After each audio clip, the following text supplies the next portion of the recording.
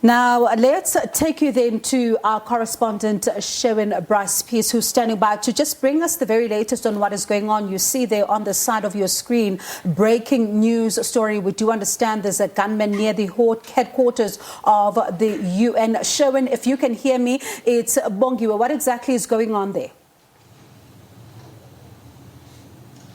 Bongiwe, we received an email from the UN spokesperson about 20 minutes ago telling us and everyone in the building to shelter in place because there is an ongoing security situation right outside the main gate of the United Nations headquarters here in Manhattan, New York. There is a huge NYPD police presence, which we are able to show you via our office window in the building. Our camera is literally, our live shot is pointing outside of our office window here because we are not allowed to leave our office to go outside to get a closer look. The UN is a very highly secured premises in the United States. Here in New York, there is a strong UN security presence within the grounds, and then outside the grounds, you have a strong NYPD presence that's monitoring a man, as you can see in the live shot, in the red jumper.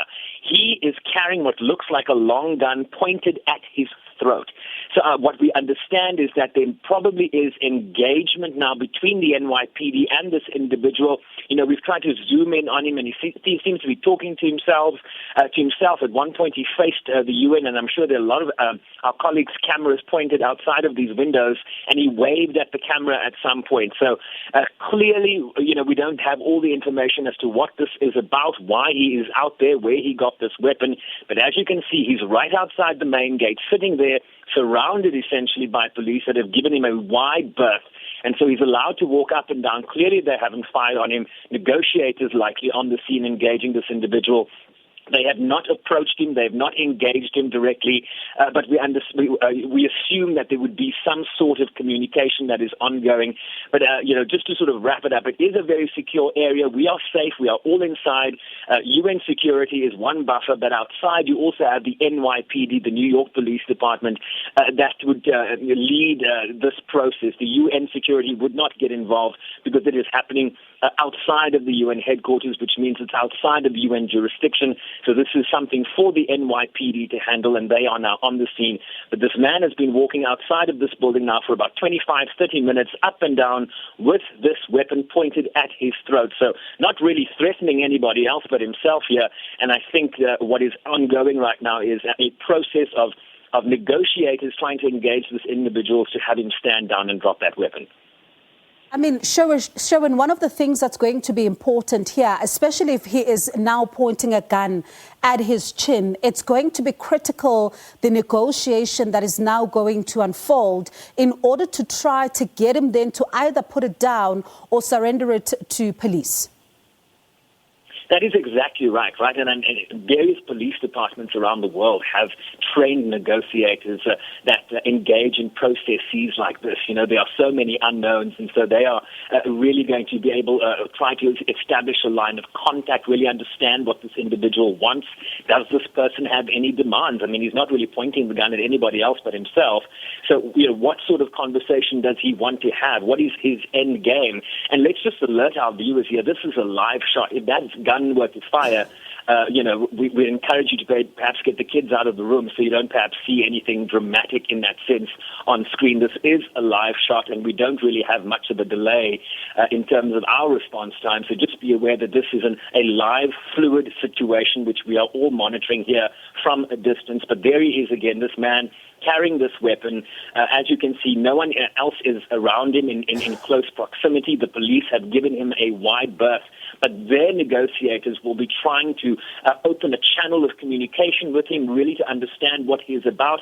You know, this is a process of psychology. These are trained psychologists, forensic psychologists in many instances.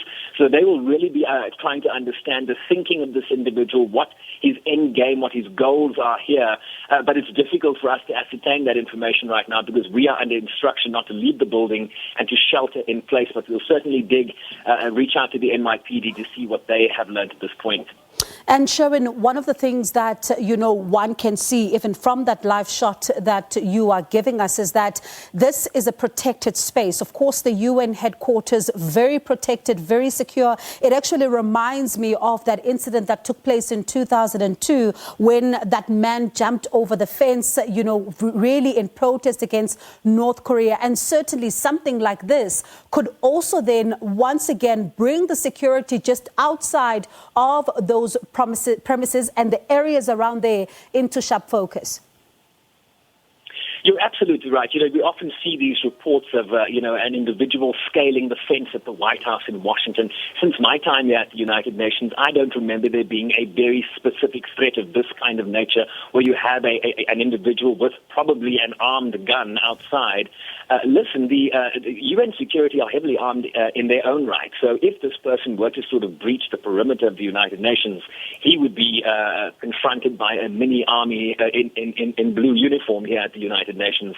But I think out of erring on the side of caution, authorities from the NYPD and certainly from the heavily armed UN security presence are not wanting to engage in a gunfight here. They want to, because there is no immediate threat from this individual. I think they have the time and space here to engage and see if they can have him stand down and drop that weapon. And of course, I suppose lie flat down on his face and have his arms behind his back so that they can really bring this situation to heel. But very, very protected. No one is under threat, certainly within the United Nations building. I don't know if the Secretary General is here. At this point, he's probably up on the 38th floor, heavily guarded as well. So no direct threat to UN officials here, or certainly the international press corps that populates this building. Sherwin, could this then spark that debate once again that has been ongoing for quite, a number of years now of gun control in the United States? Well, there's been widespread reporting of an incident in the state of Michigan where a 15-year-old is under arrest for killing four of his fellow students at a school in Michigan, injuring several more. So the gun debate in the United States is ever present, depending on which region you're talking about. But we're in a very in the state of New York has very, very stiff gun control measures. So seeing a man walking up and down the street with a gun pointed at himself is rather an anomaly in the state of New York, as opposed to a place like Texas or where you have a proliferation of guns, open carry laws that allow the Rittenhouse trial, for example, in Wisconsin, where you saw this 17, 18-year-old brandishing an AR-15 walking the streets, and that was legal. This is not legal in the state of New York. So he's broken a law by walking up and down with that gun, even though he might not be threatening anybody else. The laws are pretty strict here. So, but the imminent threat here is not really a threat to anybody else. It really is a threat to himself. And I think what investigators and negotiators are seeking to do is to really diffuse the situation and have him drop that weapon. All right, Sherwin, we'll touch base with you a little later on just to see how things are unfolding. But please stay safe, as we can see that he is, in fact, also trying to look around and see even through the window. This is a gunman that is pacing up and down with a very long gun outside the UN headquarters, a situation that is currently unfolding. Our correspondent, Sherwin Bryce-Pease, is watching those developments very closely for us.